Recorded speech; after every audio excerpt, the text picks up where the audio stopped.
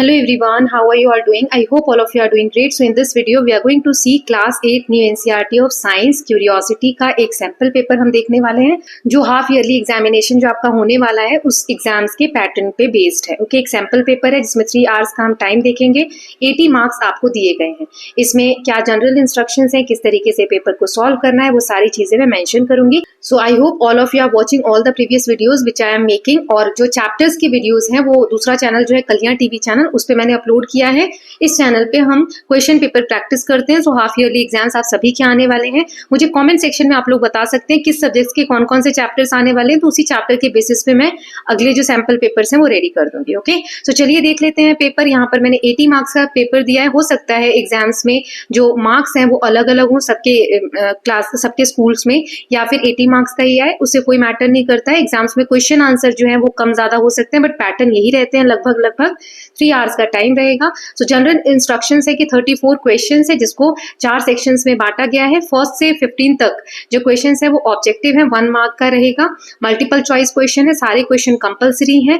Then B जो है ये 16 से 22 तक ये 2 मार्क्स का है एक क्वेश्चन। सी सेक्शन में 23 से 31 तक 4 मार्क्स का है, और डी सेक्शन में 32 से 34 तक 5 मार्क्स के क्वेश्चन है। सेक्शन 1 इस तरीके से रहेगा। इसमें आप देख सकते हैं 15 क्वेश्चंस हैं जो आपके ऑब्जेक्टिव्स हैं। 4 ऑप्शंस दिए रहेंगे, उनमें से मार्क करना है। बी 2 मार्क्स का है। सी जो है वो 4 मार्क्स के क्वेश्चन है, 9 यहाँ पे 7 आएगा, ठीक है। और डी जो है इसमें 3 क्वेश्चन है, 15 मार्क्स का है, 3 मार्क्स के हैं। ओके, सो चलिए देखते हैं कैसे करेंगे। टिप्स एंड ट्रिक्स की बात करूं तो सभी वीडियोस में मैं कुछ आपको टिप्स और ट्रिक्स बताती हूँ जो आप फॉलो कर सकते हैं एग्जाम्स के दौरान, ताकि पेपर अच्छा जाए। पहला है कि टाइम मैनेजमेंट। एक क्वेश्चन जो आपको आता है उसके पीछे बहुत ज्यादा टाइम नहीं देना है। कितना भी अच्छा लिखेंगे तो जितने का वो क्वेश्चन है, मान लो ये 2 मार्क्स का क्वेश्चन है तो इसमें मैम आपको 10 नहीं दे देंगे, ठीक है। सो अपना बहुत सारा टाइम इस पे देने की जरूरत नहीं है। जहां पर भी लगता है कि इसमें मुझे बहुत अच्छे से आ रहा है, वहां पर एक बार जरूर सोचिएगा कि मैं ज्यादा तो नहीं लिख रहा या लिख रही, है ना, ताकि टाइम बाकी के क्वेश्चन के लिए भी आपके पास बचे, है ना। Try to complete the paper 10 minutes in advance, है ना। 10 मिनट्स आपको टाइम लास्ट में सेव करना है फॉर रिविजन, ताकि एक बार देख लो पेपर कोई क्वेश्चन छूट तो नहीं गया, है ना, कहीं कुछ गलत तो नहीं लिख दिया है। देन डोंट पैनिक, ये सबसे पहला पॉइंट होना चाहिए था। पेपर देख के घबराना नहीं है कि पहला ही क्वेश्चन रीड किया वो नहीं आता, या 2-3 क्वेश्चन रीड किए वो नहीं आ रहे हैं, कोई फर्क नहीं पड़ता है। जहां से पेपर आपको आता है just start with the best, ठीक है। सबसे जो अच्छा क्वेश्चन लगता है कि ये मुझे बहुत अच्छे से आता है, वहां से स्टार्ट करना है, बस क्वेश्चन नंबर सही से डालना है। Writing should be neat and clean, साफ सुथरी होनी चाहिए राइटिंग, ताकि जो भी चेक कर रहा है पेपर एग्जामिनर वो सही से चेक कर सके, परेशानी ना हो रीड करने में आंसर्स को। Okay, time management, word limits, ये ध्यान रखने हैं आपको। चलिए क्वेश्चन पेपर देख लेते हैं। सबसे पहले ऑब्जेक्टिव क्वेश्चन है, scientist who first described drew कॉक सेल वाज। किसने सबसे पहले डिस्क्राइब किया था कॉक सेल्स का यूज करके? Robert Hooke, then Antoni van Leeuwenhoek, then Louis Pasteur, Alexander Fleming. कौन है इसका करेक्ट आंसर, कौन सा है? तो आगे हम देखेंगे। Which of the following is a unicellular organism. Unicellular मतलब जिसका एक सेल हो, हाइड्रा, अमीबा, अर्थवर्म या mango tree. Which disease is called by protozoan. Protozoa से कौन सा डिजीज इसमें से होता है? कॉलरा, मलेरिया, ट्यूबरक्लोसिस या measles. Then basic unit, life की बेसिक यूनिट क्या है? एटम, मॉलिक्यूल, सेल या tissue. Then which component is in plant cells contain chlorophyll? Mitochondria, then vacuole, then chloroplast और न्यूक्लियस। तो इसमें से करेक्ट आंसर हम देख लेते हैं इन 5 क्वेश्चंस के। पहला जो है हमारा रॉबर्ट हुक का आंसर है। सेकंड जो है यूनिसेलुलर, इनमें से कौन सा है? एमीबा है, यहाँ मैंने आंसर्स लिख दिए हैं। तीसरा जो है प्रोटोजोअन डिजीज, इसमें मलेरिया है। देन यूनिट जो होती है बेसिक यूनिट लाइफ की वो सेल होती है, यानी सी वाला, और क्लोरोप्लास्ट में क्लोरोफिल पाया जाता है, ठीक है। नाउ नेक्स्ट फिर से 5 क्वेश्चंस है। Which of the following is communicable. इनमें से कम्युनिकेबल कौन सी डिजीज है? डायबिटीज, टाइफॉइड, अस्थमा या cancer. Scientist who discover the magnetic effect of electric current was Faraday, Newton, Oersted और एडिसन। जिसने मैग्नेटिक इफेक्ट इलेक्ट्रिक करंट का फाइंड आउट किया वो कौन से साइंटिस्ट है? Then which material is commonly used for making heating elements? Copper, nichrome, then aluminium, silver. AQI measure, ये क्या मेजर करता है? AQI air quality, water cleanliness, soil fertility या noise level. Which part of the cell control its activities. Cell का कौन सा part उसकी activities को कंट्रोल करता है? साइटोप्लाज्म, सेल वॉल, न्यूक्लियस या राइबोसोम्स। तो इनके आंसर्स हम देख लेते हैं। सो कम्युनिकेबल डिजीज इसमें से टाइफाइड है। Then electric current magnetic effect इसका किसने पता किया था? सो ऑयस्टेड है। देन मटेरियल जो हीटिंग एलिमेंट्स बनाने में नाइक्रोम यूज होता है। AQI एयर क्वालिटी इंडेक्स इसकी फुल फॉर्म होती है, तो ये वाला आंसर है। देन न्यूक्लियस जो है वो कंट्रोल करता है सेल की एक्टिविटीज को। ओके, नाउ नेक्स्ट देख लेते हैं। Electromagnets are preferred over permanent magnets in cranes because cranes में electromagnets use होते हैं। क्यों? They are lighter, they can be switched on and off, they are cheaper, they are smaller. Which microorganism is used in production of antibiotics? Bacteria, fungi, virus, algae. Then which one is non-communicable? Cholera, dengue, then cancer or influenza. इनमें से non-communicable कौन सा है? Then heating effect of current is used in electric bell, electric motor, room heater या telephone. Then vacuole जो plant में होता है ये हेल्प करता है किस चीज में? फोटोसिंथेसिस, स्टोरेज, रेस्पिरेशन या नन ऑफ दीज। तो इनके आंसर्स हम देख लेते हैं। तो सबसे पहले है they can be switched on end of. जब भारी वजन उठाना हो तो स्विच ऑन कर दो, और जैसे ऊपर उठा लिया कहीं पे ड्रॉप करना है तो स्विच ऑफ कर दो, तो मैग्नेटिक इफेक्ट खत्म हो जाता है और सामान नीचे गिर जाता है। माइक्रो ऑर्गेनिज्म एंटीबायोटिक्स में फंजाई यूज होता है। नॉन कम्युनिकेबल इनमें से है कैंसर। देन हीटिंग इफेक्ट क्या करंट का यूज होता है? इनमें से रूम हीटर में वैक्यूल जो है वो स्टोरेज के लिए काम करता है, स्टोर करने में हेल्प करता है। तो ये हमने ये क्वेश्चंस देख लिए। नाउ नेक्स्ट क्वेश्चन देख लेते हैं जो 2-2 मार्क्स के हमें लिखने हैं। सो एक एक करके आंसर देखेंगे। पहला 2 डिफरेंसेस बताने हमें प्लांट और एनिमल सेल्स के बीच में। तो इसका आंसर है plant cells have cell wall. Plant cell में सेल वॉल होते हैं, let me change the colour. और एनिमल सेल में सेल वॉल नहीं होते हैं। Plant cell have large central vacuole और एनिमल सेल में स्मॉल और या तो स्मॉल वैक्यूल होता है या फिर होता ही नहीं है। ये सारे मैंने चैप्टर्स में अच्छे से एक्सप्लेन किए हैं, तो please go through the chapters. Okay, now next question is state 2 precautions to prevent malaria. Malaria से हम कैसे बच सकते हैं? 2 सावधानियां बतानी है हमें। सो हमें मॉस्किटो नेट्स यूज करना चाहिए, रेपेलेंट्स यूज करना चाहिए। रुका हुआ पानी, कहीं पे पानी जम गया है बारिश का या किसी भी तरीके से, उसको हटाना चाहिए ताकि वहां पे मॉस्किटो ब्रीडिंग ना हो सके। ठीक है। Then define communicable disease with an example. Communicable disease क्या होते हैं उसके एग्जाम्पल्स के साथ हमें बताना है। So communicable disease are disease that spread from one person to another. जो एक व्यक्ति से दूसरे व्यक्ति में फैल जाए उन्हें हम कम्युनिकेबल डिजीज बोलते हैं। Example measles. Then next is what is meant by balance diet. Balance diet क्या होता है? तो इसका आंसर लिख लेते हैं। A balance diet is a diet containing all nutrients, जिसमें सारे पोषक तत्व होते हैं। न्यूट्रिएंट्स यानी पोषक तत्व, जैसे carbohydrates, proteins, fat, vitamins, minerals, water and fibre is proper amount for healthy functioning of body. Then right 2 uses of electromagnets. Electromagnets के 2 यूजेस हमें बताने हैं। So used in electric cranes to lift heavy metal objects and used in electric bells. Then name 2 disease caused by bacteria. Bacteria से होने वाली 2 बीमारियां हमें बतानी है। So tuberculosis and cholera.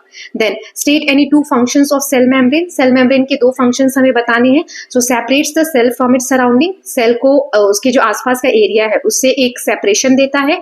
Then जो एसेंशियल सब्सटेंसेस हैं उसको सेल में एंट्री और जो वेस्ट है उसको एग्जिट कराने में हेल्प करता है। एंट्री जो एसेंशियल सब्सटेंस है और एग्जिट जो वेस्ट मटेरियल है। ओके, तो ये हमने 2-2 नंबर वाले जो क्वेश्चन थे सेक्शन बी भी कवर कर लिया है। सेक्शन सी देखते हैं। इसमें हमें 4 मार्क्स के क्वेश्चन 9 दिए हुए हैं। ठीक है, तो अब इसमें डायग्राम्स वगैरह भी होंगे, वो भी आपको ड्रॉ करना है। जैसे पहला क्वेश्चन है हमें अनियन पील, जो प्याज के छिलके का हमने देखा था, उसका एक लेबल डायग्राम भी बताना है और सेल का स्ट्रक्चर भी बताना है। तो एग्जाम में आपको डायग्राम्स ड्रॉ करने होंगे। यहाँ पर मैं अगर ड्रॉ करके बताऊंगी तो टाइम ज्यादा लगेगा, इसलिए मैंने ऑलरेडी ड्रॉ कर रखे हैं, आप देख सकते हैं। ठीक है, सो यहाँ पे लिखा है onion peel cells are rectangular. ये रेक्टेंगल शेप के होते हैं, कुछ इस तरीके का शेप होता है। क्लोजली विदाउट गैप्स, इसमें इस तरीके का स्ट्रक्चर होता है ब्रिक्स जैसा, है ना, आपने बुक में देखा था। ऐसा कुछ आप ड्रॉ करके दिखा सकते हो। Each cell has a rigid cell wall. यहाँ पर एक सेल वॉल होती है सभी सेल्स में। रिजिड मतलब हार्ड, ये देख सकते हैं, ये वाला जो एरिया है ये सेल वॉल है। फॉर शेप सेल मेम्ब्रेन होती है, ये जो सेकेंड लेयर है ये सेल मेम्ब्रेन हो गई, ये मटेरियल के एक्सचेंज को कंट्रोल करती है। फिर साइटोप्लाज्म होता है यहाँ पर, फिर न्यूक्लियस होता है, ये वाला न्यूक्लियस हो गया, वैक्यूल होता है। ठीक है, ये साइटोप्लाज्म वाला एरिया है, इसको आप लिख सकते हो। तो इस तरीके से डायग्राम लिख के जो भी हम डायग्राम ड्रॉ करते हैं उसको एक बॉक्स में कवर कर देते हैं ना, ताकि इस तरीके से हमारी सुंदर दिखे वो आंसर। ठीक है, नाउ नेक्स्ट क्वेश्चन देख लेते हैं। 24th मैंने सबके आंसर यही दे दिए हैं। डिफरेंस बताना है यूनिसेल्युलर में और मल्टी सेल्युलर ऑर्गेनिज्म में। सो यूनिसेल्युलर जो होते हैं ये सिंगल सेल के बने होते हैं, तो मल्टी सेल्युलर मैनी सेल्स के बने हैं। एम याद रखना। ठीक है, फिर फंक्शन, ये जो सेल है सिंगल सेल सारे लाइफ प्रोसेस के, लाइफ के जो भी इंपॉर्टेंट फंक्शन है सब एक ही सेल कर लेता है। यहाँ पे क्योंकि बहुत सारे सेल हैं तो सबके अलग अलग परफॉर्मेंस या काम फंक्शंस जो है डिफाइन किए गए हैं।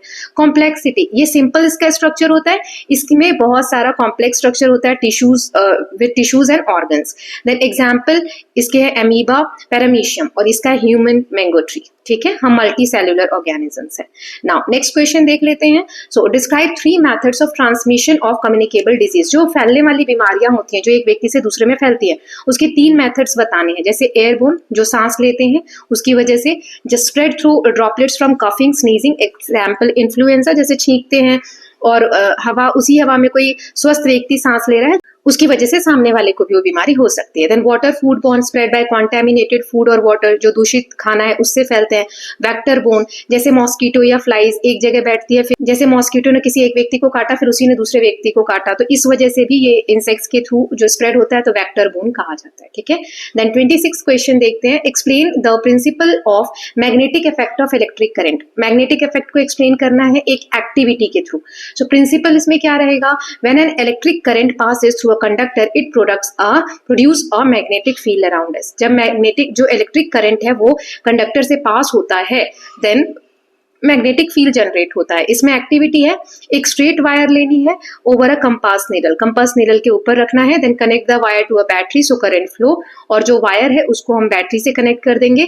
इससे क्या होगा?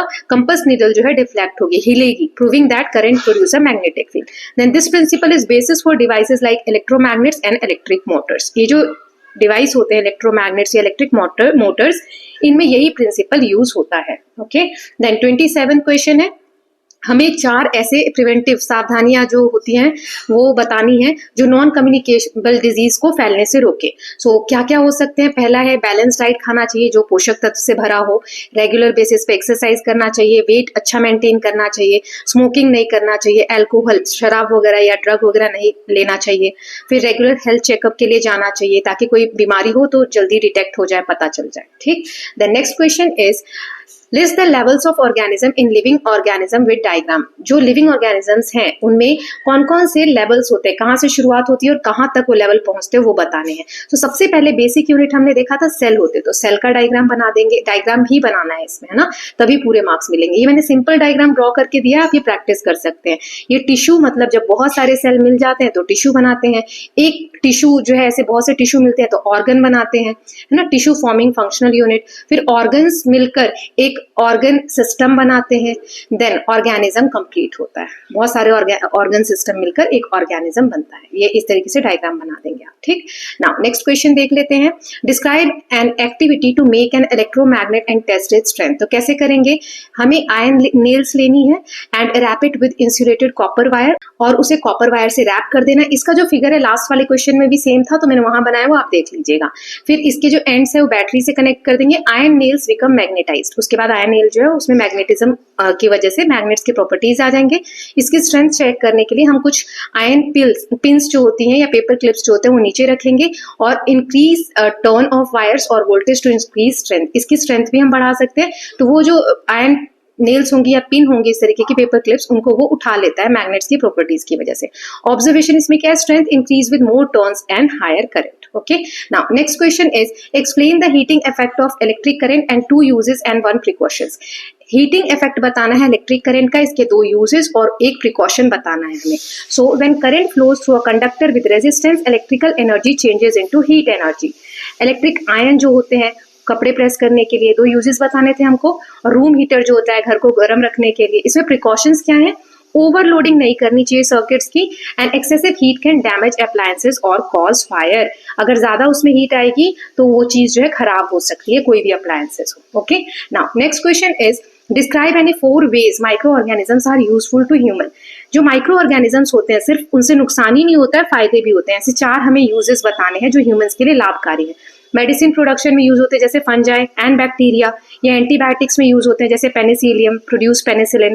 देन फूड इंडस्ट्री में जैसे ब्रेड बनाने में, दही बनाने में, चीज बनाने में, जो अचार बनाने में, इसमें भी यूज होते हैं। देन एग्रीकल्चर में जैसे खाद हम लेते हैं उसमें नाइट्रोजन फिक्सिंग बैक्टीरिया यूज करते हैं सॉइल की फर्टिलिटी को बढ़ाने के लिए। Decomposition, breakdown of dead matter, recycling nutrient into the ecosystem. जैसे खाना कोई सड़ जाता है तो अगर उस पर कीड़े नहीं लगे तो वो उसको और ज्यादा अच्छे से सड़ाएंगे नहीं, तो वो एक खाद की तरह एक्ट नहीं करेगा। तो ये जो बैक्टीरियाज होते हैं ये हमारे लिए यूजफुल भी होते हैं। ठीक है ना। अब लास्ट सेक्शन है सेक्शन नंबर डी।